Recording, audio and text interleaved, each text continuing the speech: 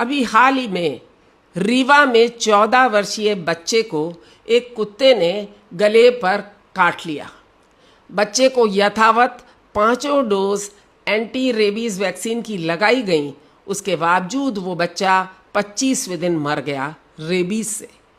पूरा महकमा सकते में आ गया। क्या वैक्सीन 100% इफ़ेक्टिव नहीं होती या ये वैक्सीन नकली आ रही हैं?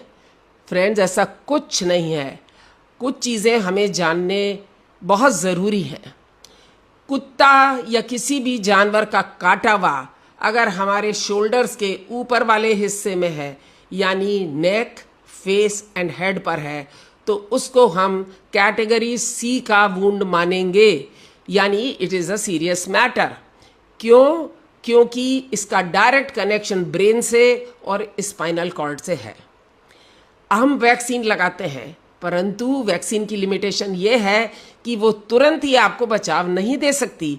वो आपके बॉडी में जाती है, इम्यून रेस्पॉन्स इवोक करती है, उसको लगते हैं 1 से 2 हफ्ते, जिसमें कि वो आपके बॉडी में एंटीबॉडीज़ बना पाती है।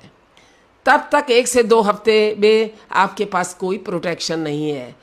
उसे प्रोटेक्शन देने के लिए उस टाइम पीरियड में हम लगाते हैं इम्यूनोग्लोबुलिन का इंजेक्शन।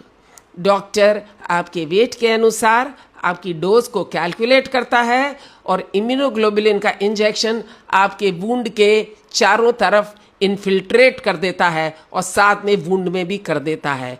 उसका करने से क्या होता है कि जो वायरस लोकली वुंड में बैठा है वो नष्ट हो जाता है, और जब तक कि अपनी वैक्सीन फुली इफेक्टिव होती है तब तक ये इम्यूनोग्लोबुलिन 2 हफ्ते तक हमें प्रोटेक्शन दिए रहता है।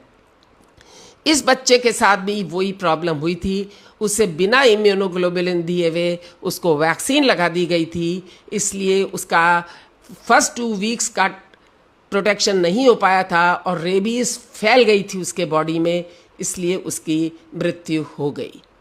तो ध्यान रहे, शोल्डर के ऊपर के सारे वुंड्स को हमें सीरियस लेना चाहिए और उसमें इम्यूनोग्लोबुलिन लगवाना बहुत ज़रूरी है।